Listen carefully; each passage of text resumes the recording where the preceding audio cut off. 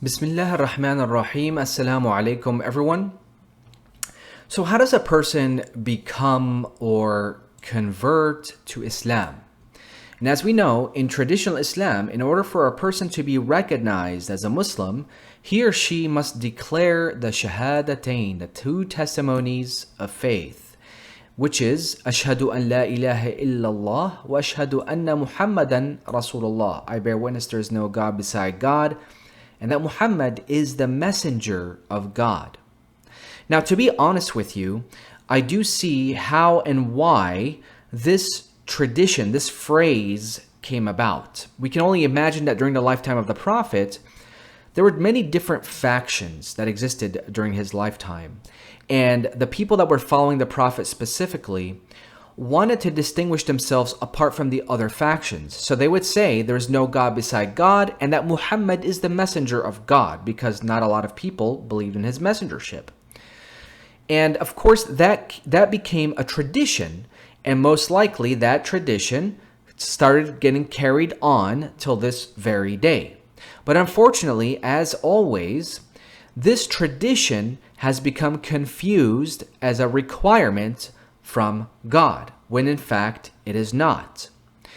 Any person who has studied the Quran will know that there is nothing in the Quran that says in order for you to become recognized as a Muslim, you must declare the Shahadatain, the two testimonies of faith. There is nothing in the Quran that says that.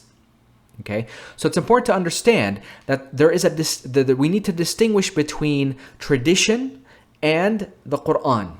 Tradition and the Quran. Traditionally, the person would say the Shahadatain, but it's not a requirement as far as the Quran is concerned.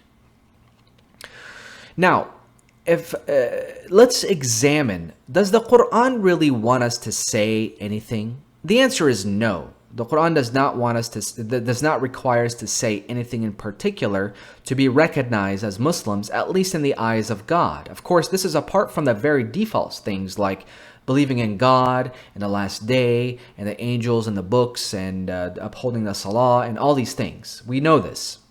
But as far as a declaration, no, there is nothing. But if we really want to get technical, we can follow the examples of the previous prophets in the Quran to see if they declared anything, at least a self-declaration and a declaration in the eyes of God. And we can take an example from Surah 2 verse 131 from Prophet Ibrahim. He's the one who named us Muslims.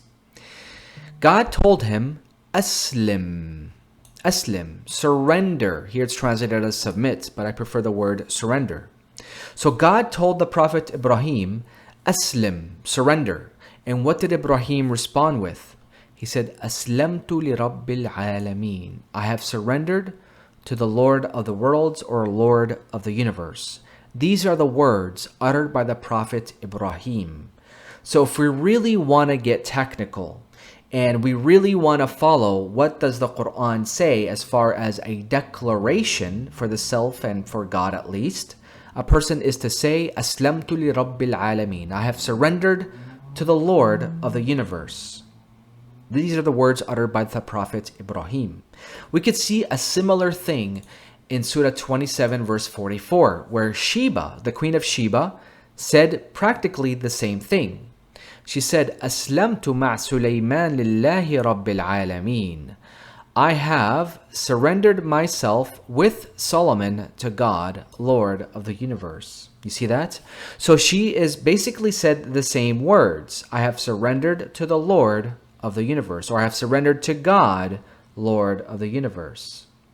So if we really want to have a self-declaration with God, we are to say, Aslamtu li Rabbil Alameen, or Aslamtu lillahi Rabbil Alameen. We can see a similar thing said by the Prophet Muhammad.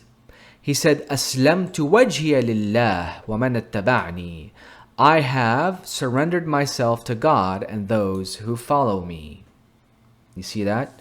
So here the Prophet Muhammad said, Aslamtu wajhiya lillah.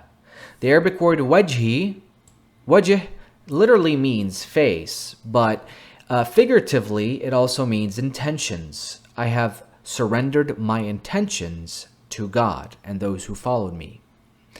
So as we can see, there are examples in the Quran as far as a declaration for the self, as well as for God at least, to say, I have surrendered myself to God, Lord of the universe, I have surrendered to the Lord of the universe, I have surrendered my intentions to God, and so forth. So these words are the words that were uttered by the previous prophets. And as we can see, none of them said, I bear witness there is no God beside God, and none of them really said, I bear witness that Muhammad is the messenger of God. So it's important to understand that the two testimonies of faith are a tradition. They are not a requirement according to the Quran. Now, another thing I really want to address is the idea is the two testimonies of faith. Is that idolatry? A lot of Quran alone followers say that this idea of having the two testimonies of faith is idolatry because you are saying that Muhammad is the messenger of God, making a distinction amongst God's messengers and putting Muhammad on a pedestal and so on. To me, this is kind of like an overkill. To me, what I'm starting to notice a lot is that a lot of from the Quran alone communities, they're using the term idolatry very loosely. To me, any person who says Muhammad is the messenger of God, this is not idolatry, folks. This is not, after all, the Quran even uses this phrase, Muhammad Rasulullah. The Quran does use this phrase in the Quran. So it's not wrong per se, okay? What needs to happen is that we need to understand is that it becomes idolatry if we confuse a tradition with God's deen. This is important to understand. So technically speaking, the phrase in of itself is not idolatrous. It's making this phrase a requirement that it's part of the deen. Okay, that's when it becomes idolatry. And a lot of the Quran alone followers tend to quote Surah 63 verse 1, where it says, when the hypocrites come to you, they say, we bear witness that you are God's messenger. And I remember when I was part of the Rashad Khalifa group, Rashad would quote this verse and say, only the hypocrites said, we bear witness you are the messenger of God. And we need to understand here that we should never, ever misconstrue a verse from the Quran. We need to contextualize everything. What is this verse really talking about? God is talking about the hypocrites. Hypocrites are the people who pretend that they believe in God and His messenger, but in reality, they do not. And this is why the verse says, the hypocrites come to you, they say, we bear witness that you are God's messenger. God knows that you are His messenger, and God bears witness that the hypocrites are liars. So God is simply talking about the hypocrites, how they would approach the prophet during his lifetime, bear witness that he is his messenger, God's messenger, but they were lying. As simple as that, folks. This verse has nothing to do with saying Muhammad is the messenger of God is wrong or idolatrous and so forth. Nothing. It's simply talking about the hypocrites and their intentions. So, as far as I'm concerned, this testimony of faith is simply a tradition. It's not right. It's not wrong.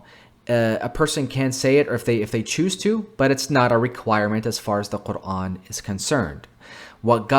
If you want to say something as far as the Quran is concerned, we just simply say Aslamtu li Rabbil Alameen or anything along those lines. Wassalamu alaikum.